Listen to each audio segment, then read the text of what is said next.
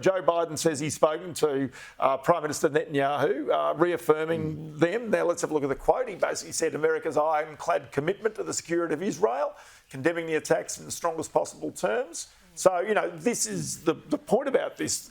The US has also been putting pressure on Israel to sort of back off and try and find some sort of ceasefire. But now that this has taken place, again, this is the escalation that Joe Hockey in the early days when I spoke to him, it was like his worst nightmare as to what would take place. Well, yes, look, Biden's also flip-flopped on Israel terribly. And for a similar reason, it's very opportunistic. It works for him. He's under a lot of pressure from Democrats to withdraw support for Israel. And especially in some states in the US where there is a sizable Muslim population that is now thinking about not potentially voting at the US election. It's not just the region of the Labor State Conference that the government here cares about, but the region of Southwest Sydney, Tony Burke's seat, and others who have members of their own electorate who are very unhappy with the government's stance previously supporting Israel.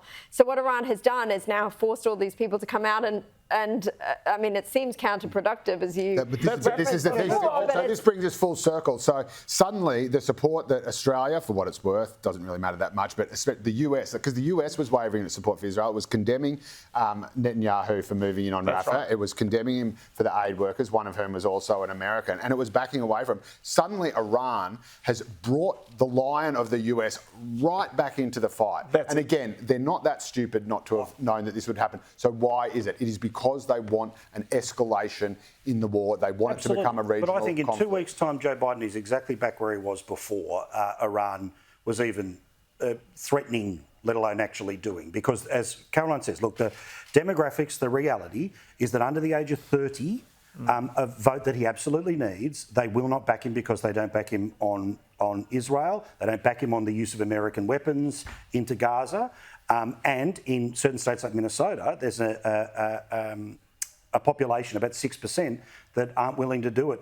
So the timing, even the timing of this attack by Iran, is no coincidence with the forthcoming US election. Absolutely, but I will make this point, which is that if you're somebody who has always talked about a two-state solution, well, that means they have to have the recognition of the state of Palestine.